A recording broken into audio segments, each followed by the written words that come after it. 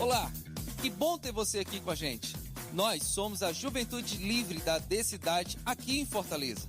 Esperamos que através deste podcast você seja edificado para a glória de Deus.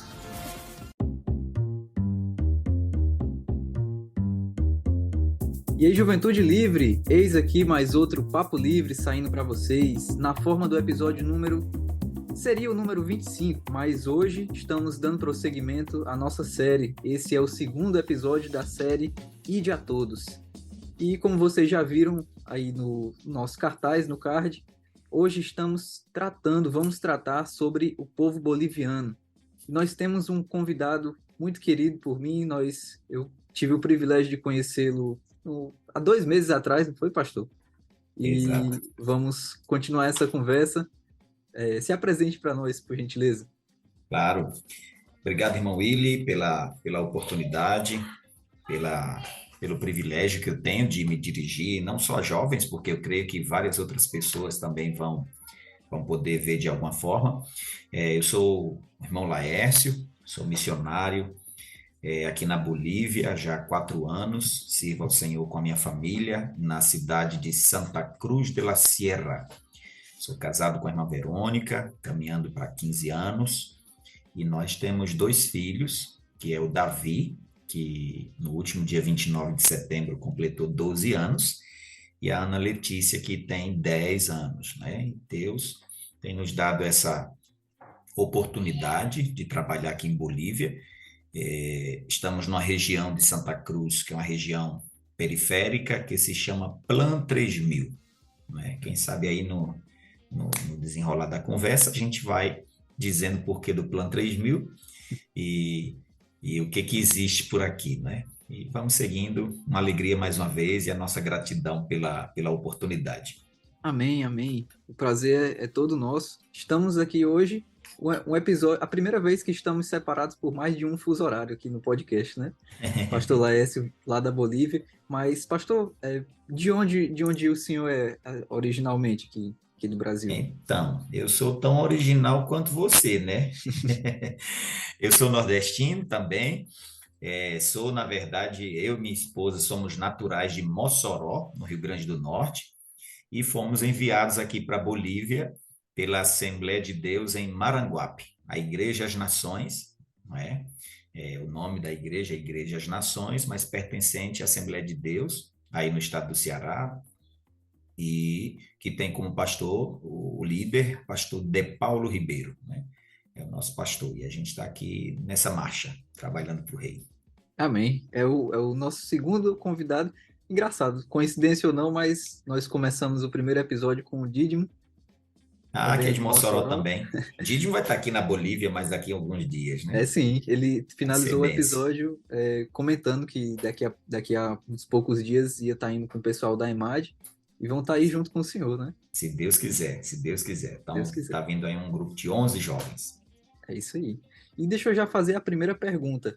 Talvez até fora de uma cronologia aí, mas aproveitando esse gancho, quais são assim os impactos que uma equipe grande de missionários como esse da EMAD pode ter no campo missionário que o irmão está plantado, que você está trabalhando? Bom, primeiramente, Willy, eu acredito que em se tratando de campo missionário, qualquer visita, não importa qual seja, ela sempre será importante e ela sempre será muito bem-vinda no contexto, né, da missão em si.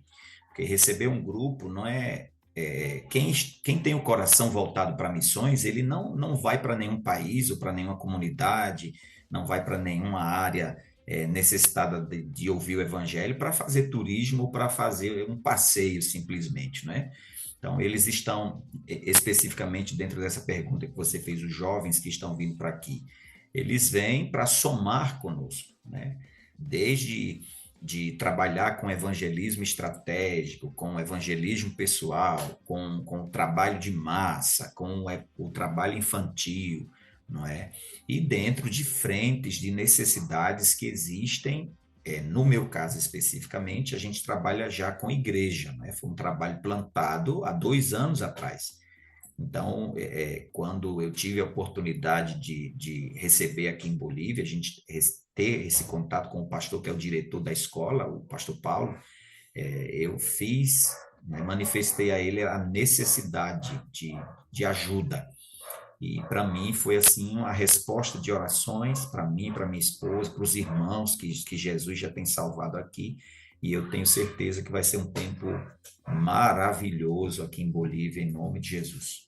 Em nome de Jesus, creio também. É lindo como, na verdade, o plano que o Senhor vai tecendo ali, né? Ele não é só de um lado. Por exemplo, a gente está aqui mais pertinho do pessoal aqui no Ceará, da EMAD, os missionários que estão ali em treinamento e descobrindo cada vez mais a vocação que o Senhor tem reservado para eles, o chamado deles específico. E o Senhor vai respondendo algumas coisas, mas ao mesmo tempo que responde aqui, e envia eles e também responde a quem recebe eles aí, né? É lindo Perfeitamente. demais. Perfeitamente, Willy. Por que isso, né? Pegando um gancho na sua fala. Porque o maior interessado em que o reino de Deus seja conhecido e de que o nome de Jesus, né, seja apresentado para as pessoas, o nome de Jesus seja glorificado, o maior interessado nisso é Deus. E aí vem um princípio dentro dessa frase que você colocou, que é o princípio da oração, né? Vocês na escola, no caso dos jovens que vão para lá como vocacionados, como candidato a missões, tem todo um mover de oração na vida deles, né? Durante esse período de imersão interna, e ao mesmo tempo os missionários estão no campo clamando ao Senhor da seara, que envie mais ceifeiros para a sua seara, né? Sim. E para o pessoal rir, né? Costumo dizer que a seara é muito grande e poucos são os cearenses. E isso aí como é que eu posso dizer? Eu acho que é uma realidade em todo o campo missionário. Sempre haverá necessidade de pessoas, de mão de obra, de gente para poder trabalhar nessa grande seara que tem poucos cearenses, e não só norte-riograndenses, né? Quem sou eu para tentar conjecturar o porquê disso tudo, mas eu imagino que talvez seja que o Senhor já fez as coisas dessa maneira para ensinar a gente a depender dele completamente, né? Confiar de que é simplesmente por ele e através dele que vem a resposta, não só pelo nosso esforço, pelo esforço dos missionários que estão em campo, como o Senhor está aí, mas que Exato. é uma necessidade de estar sempre confiando no Senhor, né? E pedindo a Ele que envie mais cearenses para a Mais Seara. cearenses para essa grande seara, né? E, na verdade, o Willy e os irmãos que nos escutam, né? Abrindo um pouco do leque do Ide a Todos, a obra missionária ela é desafiadora em qualquer lugar do mundo. Eu estou hoje a 5.000 quilômetros de Fortaleza, talvez um pouco mais, né? Mas você imagine aquelas pessoas que estão no sertão aí do Ceará, que estão na região do Cariri, que estão em regiões mais afastadas das grandes, da região metropolitana aí de Fortaleza, vamos usar esse contexto geográfico da gente, e você imagine que o pastor, não é, daquela igreja recém-plantada no sertão, enfrenta suas batalhas, tem as suas guerras, não é? Seja do mundo espiritual, tem as suas orações, e como você diz, Deus ele é tão perfeito que ele consegue encaixar todas as coisas. E dentro do contexto missionário, quando eu digo que o que é desafiador, ele é realmente desafiador. Você viveu um período na escola que você fez algum prático, né? Fez alguma ação estratégica de evangelismo, e você pôde sentir um pouco do que é isso, como funciona essa dinâmica. E uma outra coisa muito importante, né? Que a missão do ID para todos e a forma que a missão ela é desenvolvida, ela é simultânea. Foi o próprio Senhor que deu esse entendimento ao povo de você poder testemunhar em todos os lugares ao mesmo tempo. Enquanto você está aí no Brasil, eu estou aqui num outro país, é verdade que faz parte do mesmo contexto sul-americano, não é? Mas é um outro país e não tem absolutamente nada que seja igual ao nosso Brasil, não é? Não tem absolutamente nada. E Deus, ele na sua onisciência, não é? Na sua onipotência, na forma que Deus se manifesta na cronologia da nossa história, Deus, ele faz tudo perfeito, que ao mesmo tempo que o Willi está aí, não é? Ao mesmo tempo que a juventude está aí, que a galera está aí buscando se integrar e se envolver cada vez mais nesse grande mover do Espírito Santo, Deus me tirou de Mossoró, de trás de uma mesa, de um banco, e me trouxe para aqui. Por quê? Porque existia uma região aqui em Santa Cruz que não tinha a presença de uma igreja, não é? O povo era espalhado, vamos dizer assim, dentro das suas diferentes crenças, e aonde a igreja chega, aonde o evangelho chega, dentro da obediência de alguém do ID, não é? Há transformação no lugar. A transformação do ambiente, a transformação das pessoas, o missionário, que é só nada mais que uma ferramenta que Deus usa dentro daquele contexto, Deus vai encaixando cada coisa no seu devido lugar. E aí é onde a gente vai vendo, Willi, Jesus transformando a vida das pessoas, é onde a gente vai vendo o coração de uma criança que vamos dizer assim, é de quem chega primeiro, e aí se você chega com uma mensagem evangelística no coração de um pequenino, e você tem uma constância dentro da sua estratégia de trabalho, você nunca mais perde aquela criança. E, consequentemente, depois, aquela criança que recebeu a mensagem gloriosa do Evangelho, ela consegue influenciar e impactar a vida dos seus pais, das outras pessoas que ela convive. E, por consequência de tudo que o Evangelho, a simplicidade do Evangelho consegue produzir na vida das pessoas, a comunidade onde a igreja está inserida, automaticamente ela é transformada. E esse é o bom, o maravilhoso da missão, dessa simultaneidade, porque enquanto você está aí, fazendo aí, nós estamos fazendo aqui, e o evangelho é igual. O mesmo que se prega aí é o mesmo que se prega aqui. E isso é fantástico no contexto missionário, né? É lindo. É o mesmo Jesus em todo lugar, sendo pregado e salvando da mesma maneira, né? Através do seu sacrifício. Pastor, você mencionou rapidamente aí, eu tenho certeza que teve gente que ficou já com a curiosidade. Mas como foi mais ou menos o seu chamado? Como foi que o Senhor direcionou o Senhor para esse povo específico, para o povo boliviano? Como foi essa trajetória aí? Maravilha. Na verdade, Willy, desde eu posso dizer, da minha adolescência, né? Eu fui emadiano, né? Eu posso dizer que eu fui impactado com o vírus missionário na minha adolescência, numa conferência de missões na minha igreja.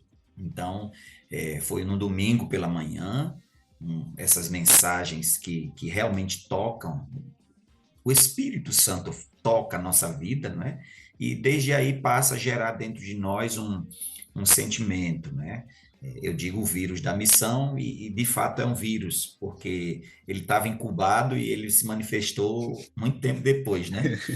Todos os sintomas e o que pode trazer dentro desse contexto, eu pude viver isso. Isso foi amadurecendo, na verdade, na minha vida, ao longo dos anos. Eu fui para a escola de missões, não é? No ano de 99, eu fui aluno interno da EMAD, na época não existia EMAD Nordeste, mas era no Rio de Janeiro. Então, eu fiquei um ano na escola de missões e o meu prático transcultural foi na Bolívia. O meu prático transcultural foi em Bolívia, não na região que eu estou, foi mais na região fronteiriça. Eu visitei algumas cidades vizinhas ali do Mato Grosso do Sul e pude ter, foi o meu primeiro contato com o povo boliviano, mas de uma forma muito rápida, porque eu, como líder de equipe na época, eu fui trabalhar com o povo ribeirinho. povo que pegava parte do Rio Madeira, do Mato Grosso do Sul e na divisa com o Paraguai. Praticamente a metade do meu prático foi aí, e o meu contato com o boliviano foi já no finalzinho do prático, né? Que a gente teve essa oportunidade de também fazer isso. E aí, meu irmão, isso foi em 99, vida que segue, você tem planos como jovem, você tem todo um contexto de vida que não para, não é? E eu deixo isso já, abro um parênteses aqui para os jovens que vão nos escutar, certamente, que a minha vida ela não parou. Eu não parei de estudar, eu não parei, porque dentro do processo de Deus, Willy, eu creio muito isso. Se Deus chama você para um projeto, para um propósito, não importa qual seja, seja o mais simples ou o mais complexo, eu creio que Deus ele vai te forjando e te dando não só as oportunidades, mas vai acrescentando na sua vida as ferramentas que você vai precisar quando você aceita o chamado de Deus, quando você diz sim ao ID do Senhor, que é para todos. Então, quando eu tive esse primeiro contato, vamos dizer assim, de uma forma mais forte com as missões, etc e tal. Só, Willy, 20 anos depois, né, foi que eu tive isso de uma forma muito mais impactante na minha vida. Eu disse no início que eu estou aqui há 4 anos e a minha vida não parou. Então não deixei de fazer faculdade, não deixei de me especializar, não deixei de procurar emprego, porque afinal, quando você não sabe ou não tem naquele momento uma leitura específica do tempo, porque isso acontece com muitos de nós jovens, né? A gente geralmente tem a fase das incertezas, tem a convicção, mas tem a fase das incertezas. Poxa, o que é que eu faço? Será que fiz missões, fui para um seminário, fiz isso, fiz aquilo, mas o que será que Deus quer? Deus quer para mim agora? O Senhor quer que eu vá hoje? Ou eu tenho que, primeiramente, criar um planejamento aqui da minha vida e buscar esse caminho que seja mais propício para eu poder fazer a vontade do Senhor no tempo de Deus. Eclesiastes diz que é um tempo para todo propósito debaixo do céu. E aí, falando de mim, especificamente, 20 anos depois, Deus começou a me inquietar outra vez e dizer que nós iríamos para o campo missionário transcultural. E o Senhor, por diversas formas, ele começou a falar conosco. Deus começou a mover as águas. Eu já era casado, aí nesse meio tempo eu já era pastor, eu já era extremamente envolvido na obra de Deus. E eu quero dizer, Willy, para você e para quem também está nos escutando agora, dentro desse contexto do ID para todos, você nunca será uma bênção em lugar algum se você não for bênção aonde você está. Então, a missão de Deus, para quem é vocacionado, para quem tem essa chama queimando no seu coração, começa na sua igreja, né? Você precisa ser missionário na sua igreja local. Você precisa se envolver nos projetos missionários que o seu pastor, que Deus colocou no coração do seu pastor, e aí Deus vai conduzindo a sua vida nesse propósito para que quando chegue o tempo, o cavalo branco apareça na sua frente, como alguém diz, você está preparado para montar nele e seguir viagem. Então, assim, o Senhor, nós começamos a entrar num tempo de oração muito forte, eu e a minha esposa, e perguntando a Deus como era isso, e ela dizia, não, Deus vai continuar te usando aqui, e etc e tal. Eu dava aula no seminário da igreja, dirigia a congregação, aquele movimento de crente, e até que um dia o Senhor deu ao meu filho um sonho com o povo boliviano. Meu menino tinha, na ocasião, 6 anos, e nunca, Willy, nem eu nem minha esposa tínhamos tocado no nome Bolívia na nossa casa. Jamais. Eu fiz prático na Bolívia e eu digo para vocês aqui abertamente, não é? Bolívia era a última opção da minha fila, da minha lista, como alguém diz, né? Porque você ora. Quando você tem o coração missionário, você ora por algum povo, você ora por alguma nação, o Espírito de Deus te inquieta para você fazer intercessões por alguma necessidade missionária de alguma nação, que isso é muito importante dentro do processo de formação do caráter missionário, da vocação, não é? Do chamado de Deus para a vida de qualquer pessoa. E aí nós começamos a fazer prova com Deus, porque um dia nós estávamos nos preparando para sair de casa como uma família normal, comum, e aí nós começamos, naquele dia, eu senti fortemente que Deus estava falando conosco. Quando ele disse, pai, quando é que nós vamos embora para a Bolívia? E naquela hora deu aquele, né? Deu aquele frio na barriga, aquela sensação de desespero, seu coração ficou acelerado, eu disse, Senhor, minha reação na hora foi gritar pela minha esposa, e corre aqui, Vera, para ouvir o que essa criança está falando. E eu pedi que ele repetisse outra vez para a mãe dele ouvir, e ele disse, é sim, pai, bem assim, coisa de menino mesmo, que não tinha nem ideia do que estava falando. Ele disse, é assim, pai, nós vamos embora para a Bolívia porque Jesus falou comigo. E eu parei naquela manhã dentro do carro e eu disse, Senhor, será que o Senhor não errou o endereço, né? Dentro de mim, eu dizia. E, bom, Willy, naquela manhã nós oramos a Deus, eu e a minha esposa, nos entregamos ao Senhor, dissemos sim ao chamado de Deus, à vontade de Deus, e fiz um acordo com a minha esposa sobre se era realmente Deus que estava falando, nós íamos fazer um teste com aquela criança. E os dias foram passando, eu comecei a investigar mais coisas sobre Bolívia, perguntar e etc e tal. Não conhecia absolutamente nenhum missionário que estivesse nesse país. E uns 15, 20 dias depois eu estava chegando do seminário teológico, eu tinha dado aula, e outra vez, né? Claro que agora eu já estava sabendo o que era mais ou menos Bolívia e muito mais resistente do que na primeira vez que eu escutei, porque eu comecei a ver um pouco de cultura, comecei a ver um pouco do povo, comecei a ver um pouco da infraestrutura do lugar, etc, etc, porque Bolívia era, antes da crise da Venezuela, o país mais pobre da América Latina. Hoje só perde para a Venezuela por causa da crise que está lá. E aqui é um país socialista também, né? Dentro desse contexto do socialismo. E aí, queridos, nesse dia que eu cheguei do seminário, eu coloquei lá na televisão um culto boliviano. E, novamente, o menino ali, brincando com seus carrinhos, né? E quando ele viu a TV, ele disse, pai, foram essas pessoas que eu vi. E a cereja do bolo, Willy e irmãos que nos acompanham, foi quando uma vez eu estava no meu trabalho, como sempre fazia, e eu estou lá atendendo as pessoas, quando passou uma mulher na minha frente, parou de frente à mesa, eu atendendo uma pessoa, e me olhou. Eu cá comigo disse assim, né? Deve ser alguma irmã da igreja que queria, de repente, pai, senhor, esses crentes assim, né? E se retraiu e foi, passou. Queridão, quando eu terminei de pensar isso automaticamente, foi rápido, questão de 1 minuto, 2, essa pessoa volta, né? Marchando assim dentro da agência, faz naquele barulho e tal. Eu, ai, Senhor, misericórdia, né? E aquela irmã falou assim, ela disse, meu servo, eu estou te arrancando do banco e estou te levando para o lugar que eu já falei com teu filho maior. Eu parei assim naquela hora, congelei, né? A lágrima correu no olho, pedi licença à pessoa que eu estava atendendo e a primeira porta que eu achei foi a porta do banheiro. Entrei ali naquela manhã, dobrei o joelho, levantei, me lembro como se fosse hoje, levantei o meu crachá do banco e eu disse, Senhor, eu não quero ir para a Bolívia, mas se esse é o lugar da tua bênção na nossa vida, eis-me aqui. E chorei naquele dia, fiquei acho que uns 10, 15 minutos ali, ajoelhado, chorando a Deus, me rendi realmente ao Senhor. E voltei para casa.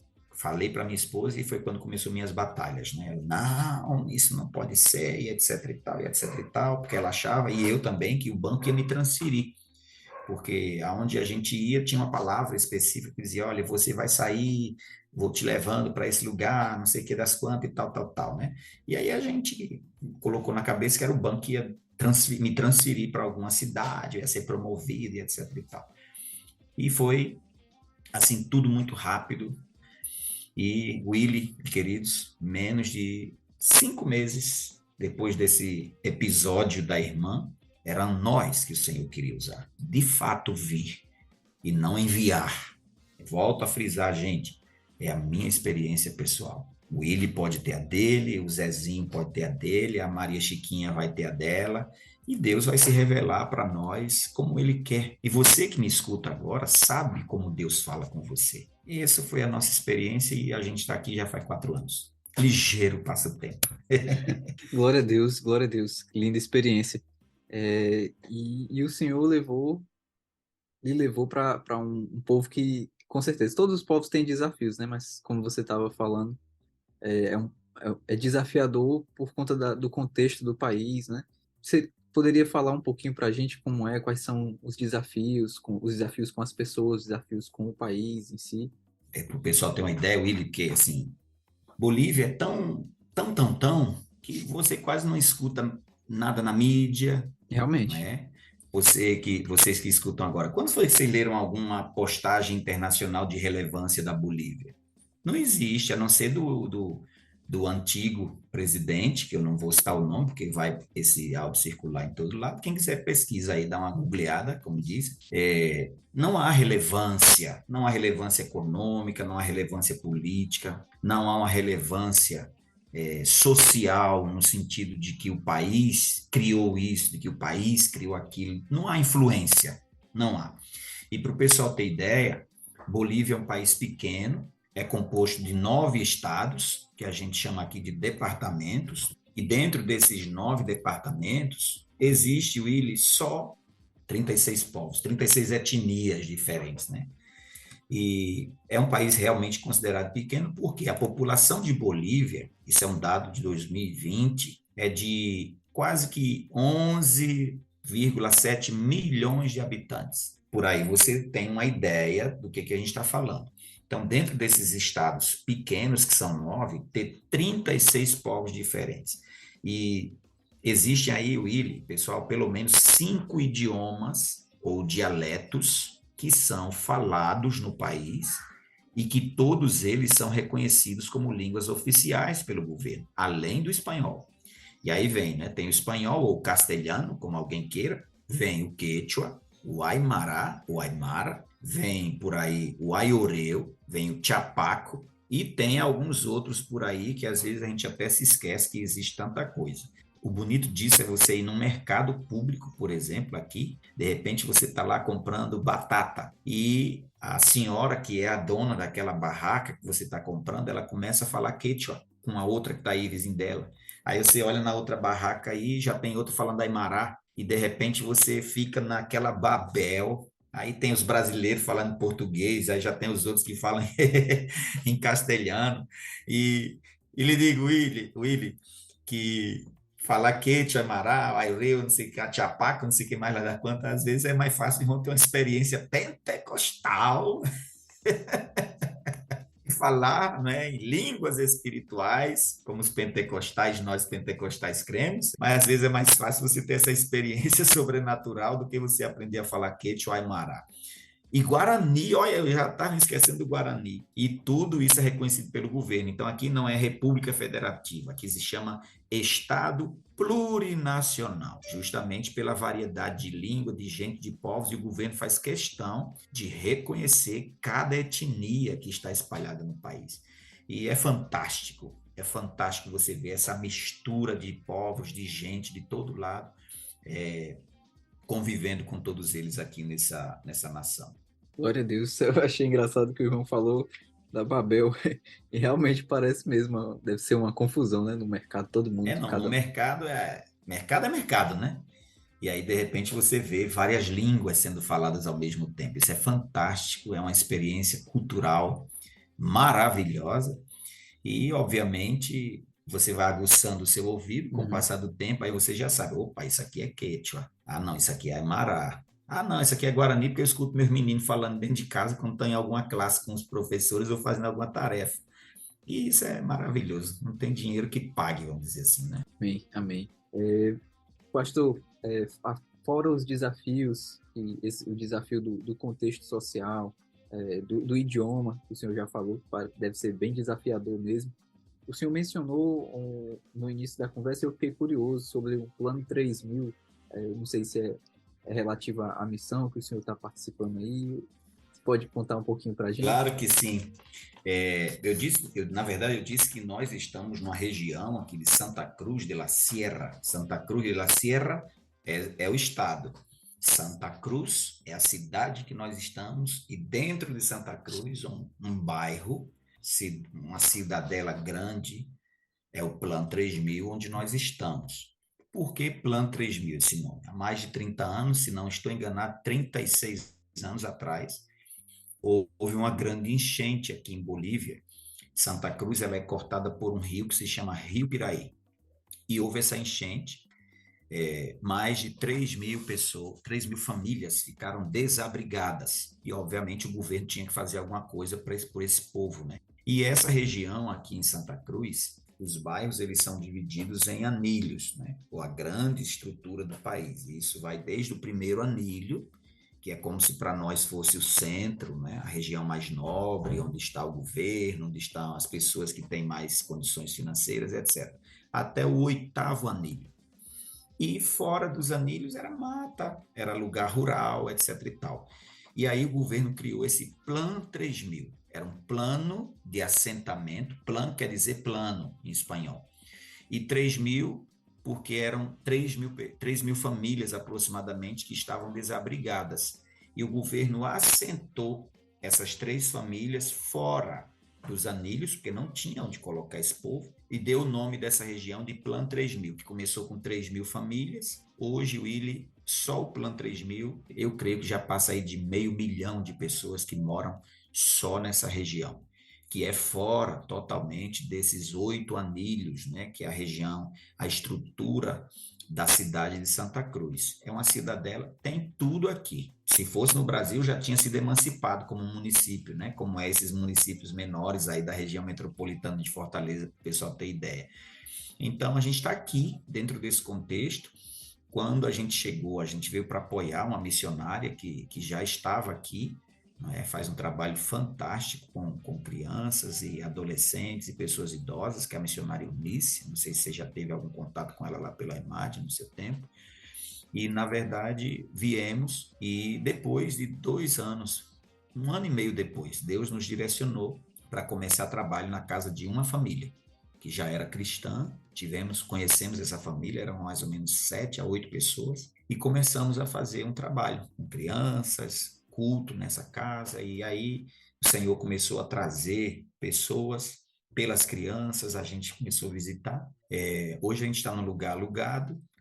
Existe um grupo aí de mais ou menos 40 irmãos congregados que assistem, já batizou alguns irmãos nas águas, tem muita gente dentro desse contexto. Várias pessoas eram afastadas do evangelho, que se reconciliaram, voltaram para Jesus, o Senhor trouxe de volta, e a igreja segue crescendo. Então a gente está feliz, né, por estar no Plan 3000. É considerada aqui, Willy, como zona roja, ou zona vermelha, pelos problemas sociais, né, que existem, como existe aí em Fortaleza, como existe no Brasil, nas grandes periferias. Aqui no Plan 3000 você vê a disparidade das classes sociais, que quando você sai dos anéis, né, dos anilhos, que a gente diz aqui, você já vê uma outra realidade. E aí as pessoas que migram dos outros estados da Bolívia, as pessoas que moram na montanha, as pessoas que vêm de outros países, de outros estados, né? Eu penso na palavra em português, quando quer sair do outro jeito, né? E aí se cria um crescimento desordenado, né? Existe muita pobreza, existe muita dificuldade, e aí, obviamente, drogas, e obviamente prostituição, obviamente mais problemas culturais e etc e tal. E a gente está aqui. Existem outras igrejas nessa região, mas no raio que a gente estava, que abarca aí pelo menos uns 3 bairros grandes, não tinha a presença de nenhuma igreja evangélica estabelecida. E dessa família, hoje existe uma igreja para a glória do Senhor, né? Então, é mais ou menos isso que a gente tem vivido por aqui. Glória a Deus, glória a Deus. É muito lindo ver, ouvir, na verdade, né? Um pouco dos frutos que o Senhor tem permitido acontecer, tem permitido florescer aí em Bolívia. E eu queria finalizar, na verdade, a nossa conversa justamente continuando um pouquinho sobre isso, na verdade, né? Tem alguma experiência no campo, eu tenho certeza que são muitas, mas alguma experiência marcante do campo que o senhor viu, o senhor atuando aí em favor desses frutos, aí você pode compartilhar com a gente por encorajamento e Olha, para ver a mão do Senhor agindo mesmo? na verdade, Willy, quando a gente trata, se eu fosse contar aqui de experiências familiares, do cuidado de Deus, da provisão de Deus, da direção de Deus, de portas que Deus abriu para nós, de portas que Deus continua abrindo ao longo desses 4 anos, que é um tempo muito curto ainda, dentro do projeto de Deus. A gente ficava aqui, seriam outros e outros e outros podcasts só falando sobre o cuidado de Deus no campo missionário. E eu quero, trazendo, né, um pouco de conforto, de despertamento e também de aguçar um pouco mais a sua convicção de quem está nos escutando agora, sobre a certeza de você estar no lugar que Deus quer que você esteja.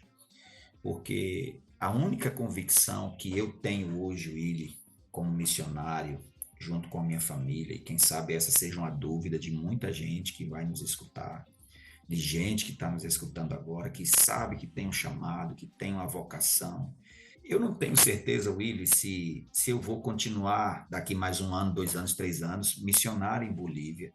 Eu não posso ter nenhuma certeza de quantas pessoas Jesus vai salvar. Eu não sei se vai ser para essa geração ou para toda essa família que o Senhor nos deu assim que a gente começou a trabalhar para plantar a igreja. Eu não tenho nenhuma dessas certezas, mas eu tenho certeza de uma coisa, que Jesus disse na palavra, Mateus capítulo 28, eis que eu estarei com vocês todos os dias, até a consumação dos séculos. Então, para vocês que estão escutando agora, quem sabe estão com muitas dúvidas sobre isso, como vai ser?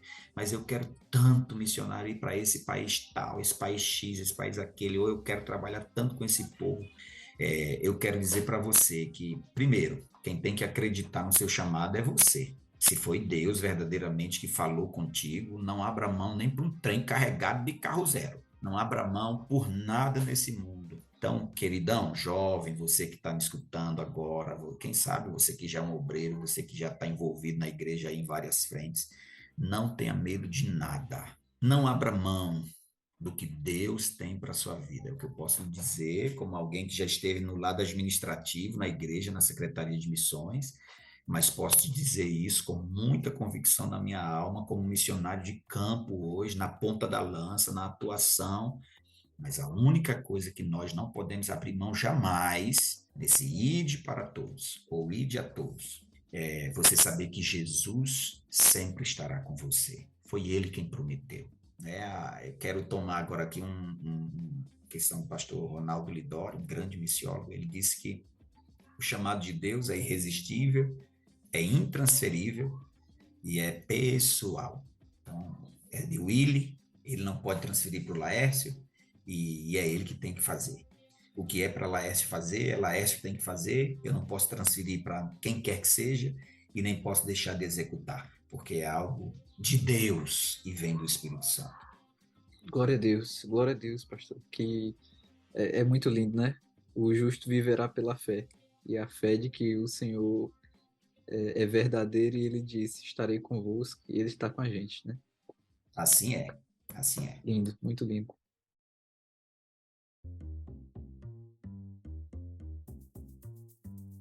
É isso aí, pessoal. Esse foi mais um episódio da nossa série, o 2º episódio, entrevistando aqui o missionário pastor Laércio, que está na Bolívia, cuidando desse povo, vivendo essas experiências com o Senhor e confiante de que o Senhor está com ele também, né? Lógico, é assim como ele disse que estaria conosco também. Pastor, queria deixar esse último instante para o Senhor fazer a sua palavra de consideração final, só a sua despedida, né? Bom, Willy, mais uma vez, obrigado pela oportunidade, e meu desejo sincero e a minha oração é que algumas palavras, né, daquilo que a gente pôde conversar aqui possam chegar ao coração de alguém. Se uma pessoa puder ser tocada, se Deus puder traduzir tudo que a gente conversou aqui para chamar mais para perto dele uma pessoa que seja, já o propósito desse podcast já foi cumprido, vamos dizer assim, né? Mas quero concluir dizendo para vocês que estão nos escutando que